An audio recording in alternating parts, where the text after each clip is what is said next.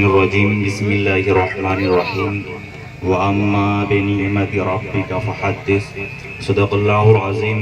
بارگاہ رسالت میں عقیدت و محبت کے ساتھ آگے سے پیچھے تک جتنے بھی لوگ یہاں حاضر ہیں، آپ کو نبی پاک سے جتنی محبت ہے اتنی محبت کا اظہار جھوم کے درود پاک اللہم صلی علی سیدنا صفینا نبینا کریمنا مولانا محمد السلام علیکم یا رسول اللہ۔ میں نے آپ سے درود شریف پڑھنے کو کہا، میں نے آپ سے کوئی چندہ نہیں مانگا ہے۔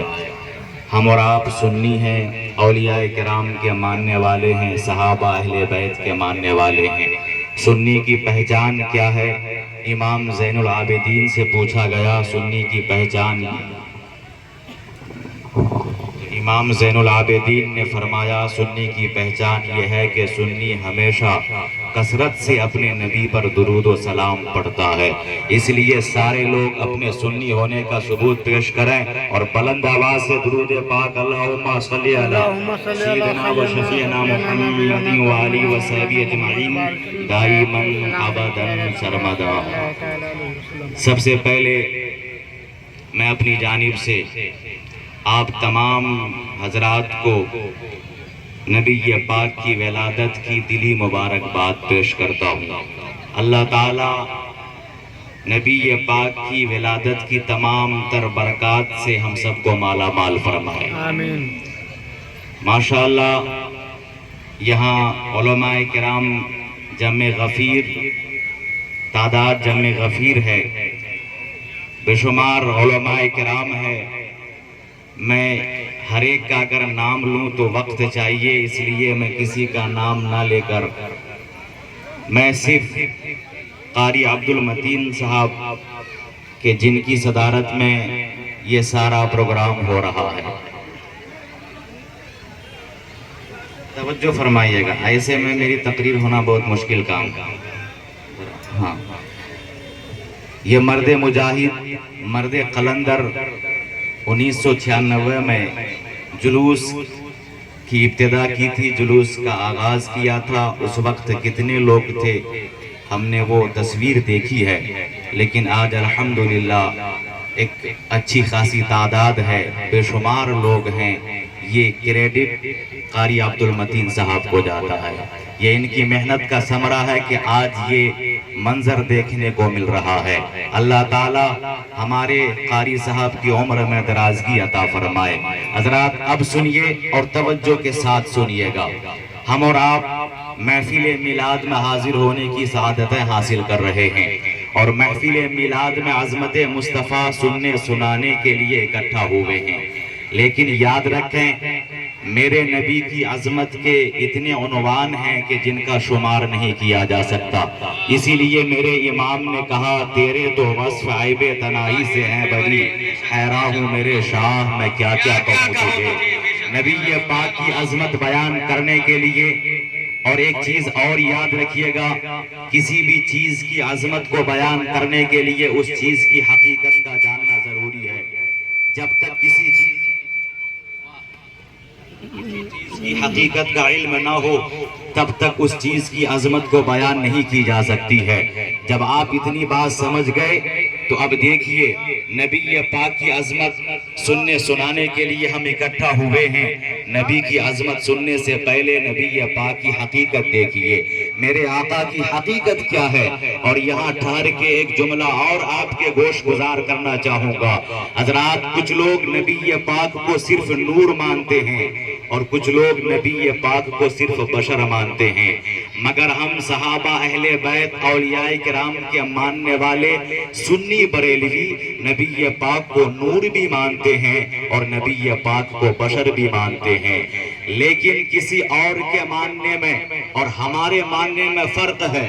ہم نبی کو نور مانتے ہیں تو اس کی نورانیت پر کسی نوری کو قیاس نہیں کرتے، نہ میکائیل کو، نہ اسرافیل علیہ السلام کو، اور نہ نوریوں کے سردار جبریل امین کو۔ اور ہم نبی کو بشر مانتے ہیں تو ایسا بشر کہ اس کی بشریت پر کسی عام بشر کی تو بات ہی نہیں، ابو البشر حضرت آدم علیہ السلام کو بھی قیاس قیاس نہیں کرتے، نہ ابراہیم علیہ السلام کو، نہ عیسیٰ علیہ السلام کو، کسی نبی کو قیاس نہیں کرتے۔ ہم نبی کو نور مانتے ہیں تو بے مثل نور مانتے ہیں، ہم نبی کو بشر مانتے ہیں تو بے مثل بشر مانتے ہیں۔ بیداری کا ثبوت پیش کریں، نبی کو نور مانتے ہیں تو بے مثل نور مانتے ہیں، اور نبی کو بشر مانتے ہیں تو بے مثل بشر مانتے ہیں۔ اور یاد رکھیے، جو صرف نبی کو نور مانے وہ بھی دائرے اسلام سے خارج، اور جو نبی کو صرف بشر مانے وہ بھی دائرے اسلام سے خارج، اس لیے کہ قرآن مجید نے نبی کو نور بھی کہا ہے، نبی کو بشر بھی کہا ہے۔ اس لیے میرے نبی کا نور ہونا بھی حق، بشر ہونا بھی حق۔ اب یہاں توجہ چاہوں گا، نبی کا نور ہونا بھی حق، نبی کا بشر ہونا بھی حق، مگر حقیقت کوئی نہیں۔ حقیقت کیا ہے؟ آؤ خود میرے نبی ارشاد فرماتے ہیں، یا ابا بکر لم یعرفنی حقیقتاً غیر ربی، اے ابو بکر میری حقیقت کو میرے رب کے سوا کوئی نہیں جانتا۔ جب یہ ثابت ہو گیا کہ میرے نبی کی حقیقت کو رب کے سوا کوئی نہیں جانتا، تو پھر یہ ماننا پڑے گا کہ نبی پاک کی عظمت کو رب کے سوا کما حق کوئی بیان نہیں کر سکتا۔ اسی لیے برسوں پہلے مولانا روم نے کہا تھا، لا یمکن الثناء کما کان حقہ، بعد از خدا بزرگ توئی قصہ مختصر۔ اسی مفہوم کو پوری دنیا کو سمجھاتے ہوئے امام اہل سنت نے کہا تھا، اور کیا خوب کہا تھا، اے رضا خود صاحب قرآن ہے مداح حضور، اے رضا خود صاحب قرآن ہے مداح حضور، تجھ سے کب ممکن ہے پھر مدحت رسول اللہ کی، تجھ سے کب ممکن ہے پھر مدحت رسول اللہ کی۔ حضرات اتنی بات آپ سمجھ گئے تو اب دیکھیے، ہم نبی پاک کی عظمت کو بیان نہیں کر سکتے، ہم نبی کے مقام کو بیان نہیں کر سکتے۔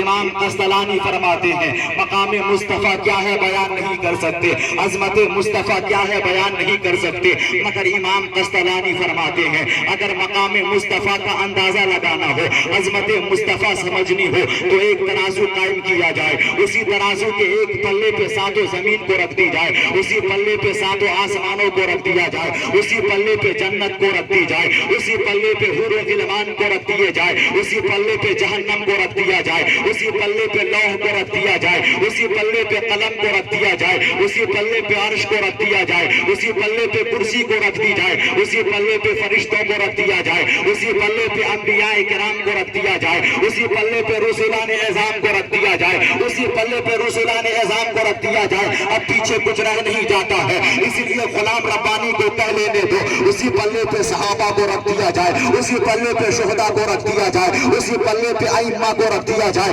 اسی پلے پہ فقہاء کو رکھ دیا جائے، اسی پلے پہ اغراض کو رکھ دیا جائے، اسی پلے پہ اقطاب کو رکھ دیا جائے، اسی پلے پہ اوداد کو رکھ دیا جائے، اسی پلے پہ ابدال کو رکھ دیا جائے، اسی پلے پہ اولیاء کو رکھ دیا جائے، اسی پلے پہ صوفیہ کو رکھ دیا جائے، اسی پلے پہ اتقیاء کو رکھ دیا جائے، اسی پلے پہ ازکیاء کو رکھ دیا جائے، اسی پلے پہ علماء کو رکھ دیا جائے، اسی پلے پہ صلحاء کو رکھ دیا جائے۔ اور امام قسطلانی فرماتے ہیں اسی ترازو کے دوسرے پلے پہ زہرا کے بابا کو رکھ دیا جائے، حسنین کے نانا کو رکھ دیا جائے، پھر وزن کیا جائے